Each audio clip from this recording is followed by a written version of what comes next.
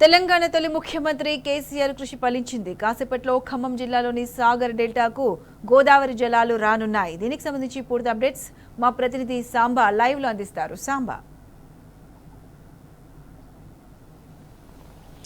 ప్రతిష స్వతంత్ర భారతదేశంలో అనేక ప్రభుత్వాలు సాధించలేనటువంటి ఒక గొప్ప ఘనతను నాటి ముఖ్యమంత్రిగా ఉన్నటువంటి కేసీఆర్ సంకల్పించి ఇవాళ కార్యరూపం తీసుకొచ్చినటువంటి అద్భుతమైన ఘట్టం కాసేపట్లో ఇక్కడ ఆవిష్కృతం కాబోతుంది. మనం ప్రస్తుతం ఏన్కూర్ దగ్గర ఉన్నటువంటి సాగర్ కెనాల్ దగ్గర ఉన్నాం. ఈ సాగర్ కెనాల్ ఇది నాగార్జున సాగర్ అంటే కృష్ణానది డెల్టాకు సంబంధించినటువంటి కాలువ. ఇది ఈ రెండు కాలువలను అనుసంధానించేటువంటి కాలువను కూడా మనం ప్రత్యక్షంగా చూడవచ్చు. సీతారామ ప్రాజెక్టుకు రూపకల్పన చేసినాడు ముఖ్యమంత్రిగా ఉన్నటువంటి కేసీఆర్. 6,75,000 ఎకరాలకు ఖమ్మం జిల్లాలో ఉన్నటువంటి మొత్తం భద్రాద్రి కొత్తగూడెం జిల్లా, ఖమ్మం, మిగతా సూర్యాపేట, మహబూబాద్ జిల్లాలకు సంబంధించినటువంటి 6,75,000 ఎకరాలకు సంబంధించినటువంటి నీటిని 6,75,000 ఎకరాల సాగు భూమికి నీరందించేటువంటి లక్ష్యంతో గోదావరి నుంచి నీటిని ఎత్తిపోసి సాగర్ డెల్టాకు తరలించాలనేటువంటి సంకల్పం తీసుకున్నారు. అందులో భాగంగానే 13,000 కోట్ల రూపాయలు కేటాయించి సీతారామ ఎత్తిపోతల పథకానికి డిజైన్ చేశారు. ఈ రెండు నదులు అనుసంధానం చేయాలని చాలా కాలం నుంచి అనేక ప్రభుత్వాలు చెప్తున్నప్పటికీ కూడా సమైక్య రాష్ట్రంలో అది సాధ్యం కాలేదు. తెలంగాణ రాష్ట్రాన్ని సాధించిన తర్వాత ముఖ్యమంత్రి కేసీఆర్ గా ఉన్నప్పుడు సంకల్పించి ఈ సీతారామ ఎత్తిపోతల పథకానికి శ్రీకారం చుట్టారు. అక్కడ అశ్వాపురం అట్లాగే అటు దుమ్ముగూడెం మండలాల మధ్యలో సర్ ఆర్థర్ కాటన్ ఉన్నప్పుడు నిర్మించినటువంటి బ్యారేజీని బేస్ చేసుకుని అక్కడ సీతమ్మ సాగర్ అనేటువంటి ఒక బ్యారేజ్ నిర్మాణాన్ని కూడా కేసీఆర్ హయాంలోనే చేపట్టారు. 3 పంప్ హౌస్ల నిర్మాణాన్ని పూర్తి చేసి సాధ్యమైనంత ఎక్కువ వరకు గ్రావిటీ ద్వారా నీటిని తీసుకొచ్చేందుకు కేసీఆర్ సంకల్పం తీసుకున్నారు. ఈ నీటిని మొత్తంగా తీసుకొచ్చి పాలేరు ఏదైతే సాగర్ ఆయకట్టుకు బ్యాలెన్సింగ్ రిజర్వాయర్గా ఉన్నటువంటి పాలేరు రిజర్వాయర్లో వేస్తే గనక ఖమ్మం జిల్లా తలాపున ఒక నీటి కుండను పెట్టినట్టుగా ఉంటుందని ఆనాడు కేసీఆర్ చెప్పారు. అదే సంకల్పంతో అనేక కొర్రీలను ఆటుపోట్లను ఎదుర్కొన్నటువంటి నాటి ప్రభుత్వం కాంగ్రెస్ నాయకులకు చేసినటువంటి కేసులకు సమాధానం చెప్తూనే కేంద్ర ప్రభుత్వం అనేక రకాలైనటువంటి షరతులు విధించి అటవీ పర్యావరణ అనుమతులు రాకుండా అడ్డుకున్నటువంటి నేపథ్యంలో 1కి 2 సార్లు ఢిల్లీ చుట్టూ తిరిగి అక్కడే అప్పుడు నీటిపారుదల శాఖ మంత్రి హరీష్ రావు అక్కడే మకాం వేసి వారం 10 రోజుల నుండి అన్ని రకాలైనటువంటి అనుమతులు తీసుకొచ్చి సీతారామ ప్రాజెక్టును పూర్తి చేశారు. దాదాపుగా ప్రాజెక్టు పూర్తి కూడా 2 సంవత్సరాలు కావస్తుంది. అక్కడ అటు యాతాలకుంట టన్నెల్, ఇటు తిరుమలాపాలెం దగ్గర సంబంధించినటువంటి టన్నెల్ పనులు మాత్రం మిగిలి ఉన్నాయి. అవి ప్రోగ్రెస్ లో ఉన్నాయి.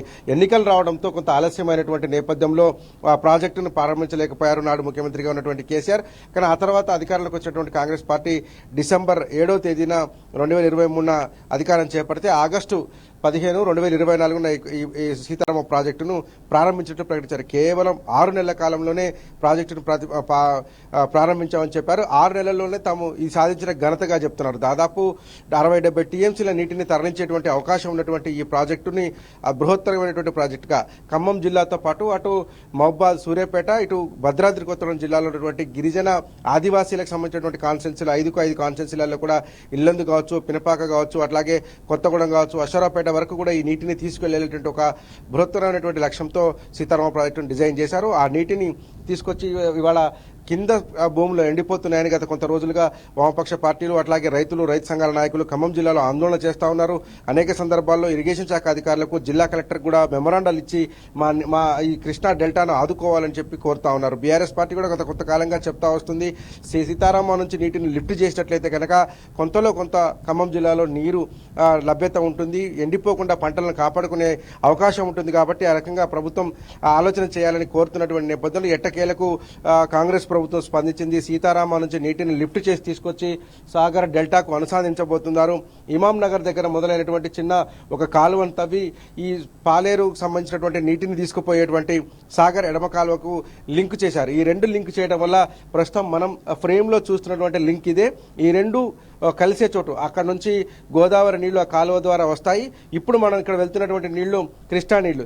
ఈ రెండు నదులు కనుక కలిసినట్లయితే కనుక దిగువన ఉన్నటువంటి మదిర, వైరా అట్లాగే సత్తుపల్లి ప్రాంతాలకు సంబంధించి దాదాపు 1,30,000 ఎకరాలకు ఇప్పుడు ఈ సీజన్లో నీరు అందేటువంటి అవకాశం ఉంటుంది.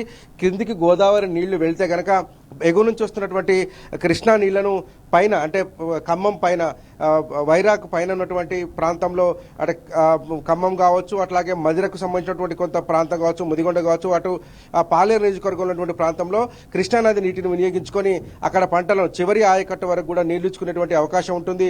అట్లాగే ప్రస్తుతానికి చేపట్టినటువంటి ఏదైతే ఈ సాగర్ డెల్టాకు సంబంధించినటువంటి వైరా రిజర్వాయర్ కింద ఉన్నటువంటి 1,30,000 ఎకరాలకు ఇక్కడ నుంచి నీళ్లు అందించేటువంటి అవకాశం ఉంటుంది. కాబట్టి రెండు నదులను సంపూర్ణంగా వినియోగించుకునే అవకాశం ఉంటుంది. అట్లాగే ఎక్కడ కూడా ఒక కుంట భూమి కూడా ఎండకుండా నీటిని పారించేటువంటి ఒక అద్భుతమైన పథకానికి ఆనాడు కేసీఆర్ రూపకల్పన చేశారు. దాన్ని తూచా తప్పకుండా అమలు చేసి తీసుకొచ్చి నీటిని ఇవాళ అందించేటువంటి ప్రయత్నం చేస్తారు. యావత్ ఖమ్మం జిల్లా రైతాంగం కూడా కేసీఆర్ కి కృతజ్ఞత తెలిపేటువంటి సందర్భం ఇదని కూడా ఖమ్మం జిల్లా బీఆర్ఎస్ పార్టీ అభిప్రాయపడుతుంది.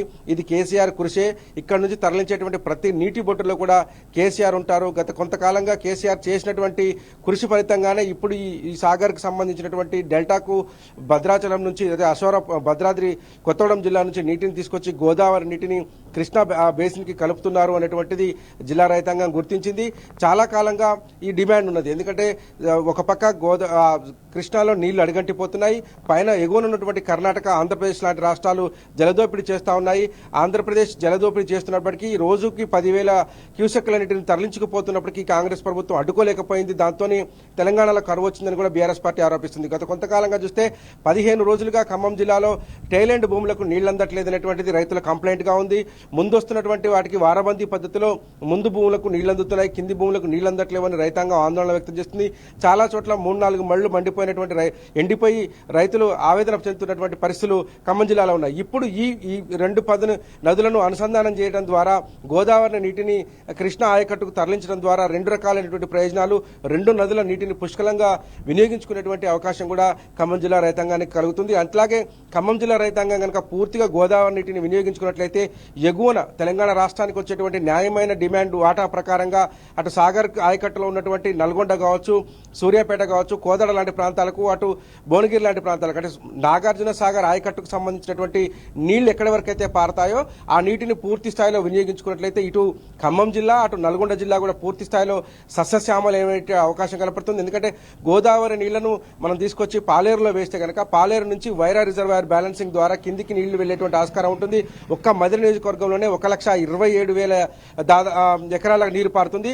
మొత్తం ఖమ్మం జిల్లాలో 2,79,000 ఎకరాలకు సాగర్ ద్వారా నిందుతుంది. ఇప్పుడు ఆ నీటిని గోదావరి నీటితో ఫుల్ఫిల్ చేసుకుంటే ఇక్కడికి వచ్చేటువంటి కృష్ణా వాటాను ఎగువన వినియోగించుకునే అవకాశం ఉందని చెప్తున్నారు. సీజన్ల వారీగా చూస్తే 35 టీఎంసీలు వానాకాలం సీజన్లో ఖమ్మం డెల్టాకు అవసరమవుతాయి. రబీ సీజన్లో 36-37 టీఎంసీల నీళ్లు ఖమ్మం డెల్టాకు అవసరమవుతాయి. ఈ నీటిని మనం గోదావరి ద్వారా రీప్లేస్ చేసుకోగలిగితే కనుక ఇంత వాటాను మనం ఎగువన వినియోగించుకునేటువంటి అవకాశం దక్కుతుందని కూడా రైతులు చెప్తా ఉన్నారు. అట్లాగే నీటి పారుదల రంగ నిపుణులు చెప్తున్నారు.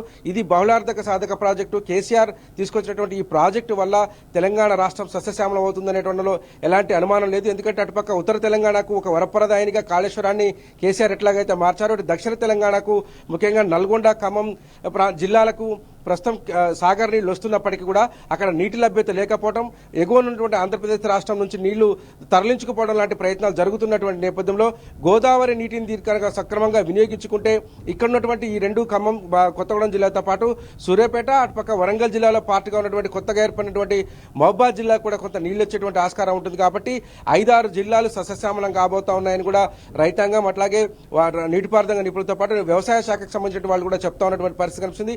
ఏదేమైనప్పటికీ కూడా 2 నదుల అనుసంధానాన్ని సాధించి గత 70 ఏళ్ల స్వతంత్రంలో ఏ రాష్ట్ర ప్రభుత్వాలు అట్లాగే కేంద్ర ప్రభుత్వాలు కూడా చేయలేకపోయినటువంటి ఒక ఘనతను కేసీఆర్ సాధించారని ఖమ్మం జిల్లా రైతాంగం చెప్తుంది. ఆయన కృతజ్ఞతగా ఉంటామని కూడా తెలంగాణ రైతాంగం ఏదైతే చెప్తా ఉందో గత కొంతకాలంగా రైతు సంఘాలు చేస్తున్నటువంటి ధర్నాలు, నిరసనలకు ఇవాళ 2 నదుల అనుసంధానానికి సంబంధించినటువంటి ప్రక్రియ చేపట్టడం అనేది ఒక సంతోషకరంగా కనపడుతోంది. కిందికి నీళ్లు వెళ్లడం ద్వారా కింద ఉన్నటువంటి భూములు సస్యశ్యామలం కావడంతో పాటు ఎగువ నుంచి వస్తున్న నీటిని ఆపుకుంటే కనుక ఎగువన కూడా ఉన్నటువంటి పంటలు ఎండిపోకుండా కాపాడుకునే ఆస్కారం ఏర్పడుతుందని కూడా బీఆర్ఎస్ పార్టీ చెప్తోంది. బీఆర్ఎస్ పార్టీ జిల్లా అధ్యక్షులు తాత మస్తోన్ కొద్దిసేపటి క్రితం టీ న్యూస్ తో మాట్లాడారు. ఇది కేసీఆర్ కృషి. ఇది ఖచ్చితంగా ఇక్కడ లిఫ్ట్ చేసేటువంటి ప్రతి నీటి బొట్టులో కూడా కేసీఆర్ ఆనవాళ్లు ఉంటాయి. ఆయన కృషి, ఆయన పట్టుదల మాత్రమే ఇవాళ తెలంగాణ రైతుకు శ్రీరామ రక్ష అని కూడా ఆయన ప్రకటించారు.